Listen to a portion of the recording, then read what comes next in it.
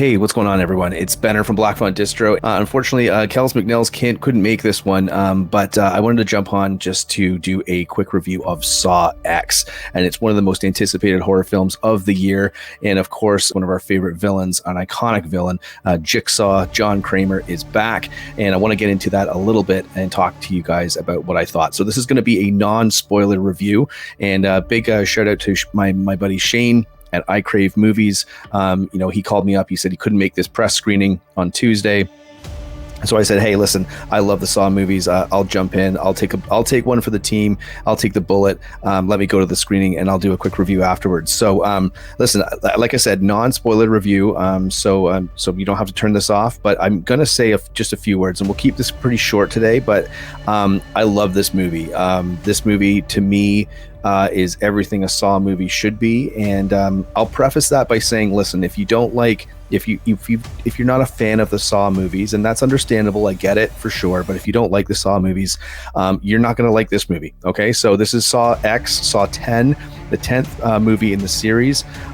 So guess what? If you know anything about the series, don't go to this one expecting to see anything remotely different than what you've seen before. However, I will say this: the care that's being put into this film as far as a sequel and treating sort of like a legacy character with some real care is awesome. And obviously Tobin Bell coming back as Jigsaw is awesome. Back as John Kramer obviously is a real treat to see. And you know what, he's such a great actor, and it really plays, this film really does play to his strengths.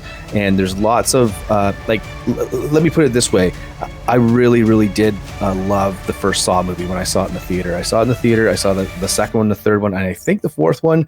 And then I started watching them at home. It just got a little too kind of crazy by the end. And full disclosure, I've never seen Spiral. I will probably end up watching it for something that we have coming up on our Takeover Tuesday Hot Stove from Hell discussion, because I think we might do Saw. But we're not sure how many Saw movies we're going to do, because it's a lot to get through. But I will say this. I did get a little bit... I just got a little bit kind of bored by the end of the series. Like once it got to Saw 3D or Saw 7 or the final chapter or whatever you want to call it, Jigsaw I wasn't a huge fan of. So I just kind of lost interest in the series. And I think a lot of horror fans will say, there's a lot of horror series that sort of, they run their course, and then the later sequels in the sort of get a little bit ridiculous, a little bit silly, and they don't really kind of, they stray too far away from what made a franchise good to begin with. I'm pleased to say that Saw X it returns this series back to its form. It's very, very much in the same vein as the first three movies, and I would say it kind of pulls in the fourth movie as well in sort of a nice way. So I really do feel this movie is worth checking out if you are a fan of the series. And I will say the eyeball trap, obviously that's all over the internet, that's on the poster, is one of the coolest traps that is in the entire series as well. And there are a few things throughout the plot that I'm always like, with any Saw movie, I'm always like, how much time did this take to set up? So I am always like sort of thinking about that in the back of my mind, but that's not what these movies are about. And they are, they do wrap in an iconic, this iconic villain who has this sort of like moral ambiguity to him, and which is just interesting to process. It's interesting to dig through and sort of like dig under the surface. And Saw X, so just a tiny little, just, I won't even say, this isn't really a spoiler, but it does take place in the timeline between Saw 1 and Saw 2. So that just kind of gives you an idea as to kind of where this movie kind of fits. But as the trailer, fantastic trailer, fantastic marketing, really bringing this franchise back to its roots, which is awesome. And so many other films, so many other studios have tried to do this with IPs that might be considered outdated. How do we make money off them? How do we put them back in theaters? How do we put, how do we get people watching these films again and get excited about them? And this movie really hits all those notes. It's not my favorite Saw movie. I still think that's 3, personally. But it's close and it's in there, and it really feels like it's, it gives you a reason to kind of go back and check out Saw 1, 2, 3, and 4, and maybe all of them actually if you want to get into it. But again, Tobin Bell, of course, I'd be remiss if I didn't mention also the return of Shawnee Smith as Amanda. Her presence here is really, really cool, and they really. You can tell here that the filmmakers have gone back through all of the movies to find not necessarily Easter eggs, and there's not really a lot of winking and nudging at the audience. It's just done in a very sort of I use this term loosely, but tasteful way, where they're saying, hey, remember this thing from one of the other sequels. Hey, remember this thing from the original movie. Hey, remember this thing from whatever other sequel that it ties to. It's not done in a cheesy way. It's not done in a way that's just supposed to be fan service. It's done in a way that builds out character. This movie is just shy of 2 hours. So, I went to the press screening and everyone kind of looked around and said, wow, 2 hours of Saw?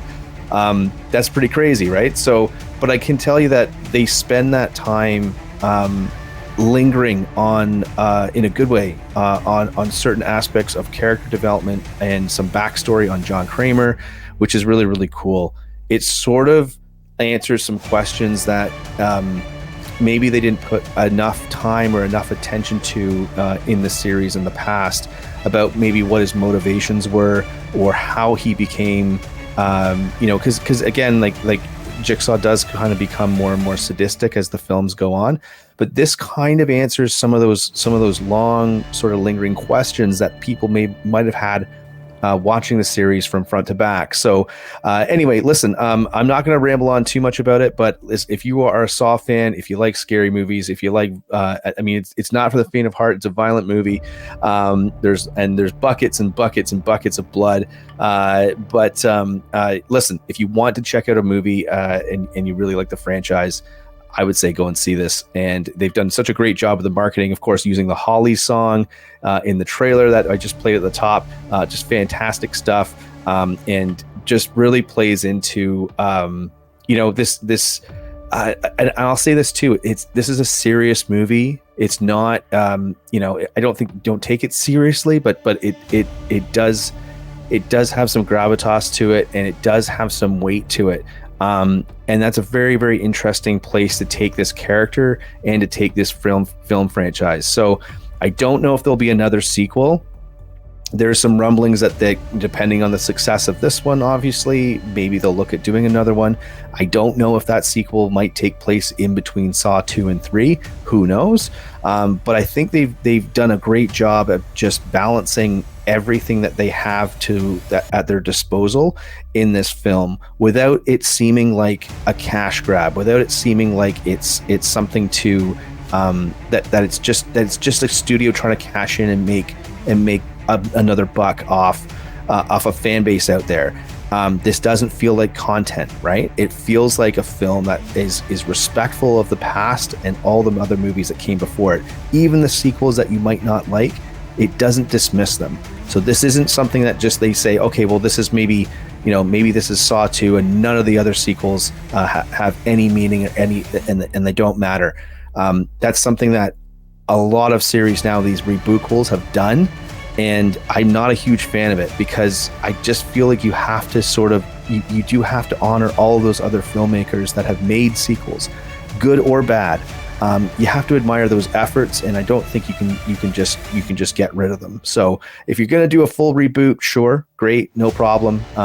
Those happen for sure, but I think with this film, it's kind of set a new bar and a new precedent for how horror franchises can maybe revitalize their characters, revitalize their IP without kind of throwing away everything that's come before it, or most of what's come before it. So, hey, kudos to everyone involved in this film. If you like horror movies, if you like Saw movies, go and see Saw X. It's awesome. And like I said, we are going to do a Hot Stove from Hell coming up on the Saw franchise. We just don't know how many films we're going to review, but we'll post a poll probably on our Instagram. Keep an eye out for that, and we'll see what we can do. But again, Saw X in theaters now. Go and see it this weekend. Help support horror films, and let's make this film another top-ranking box office performer in 2023. So that's all for me. Again, I'm Benner from Black Fawn Distro. Saw X in theaters now.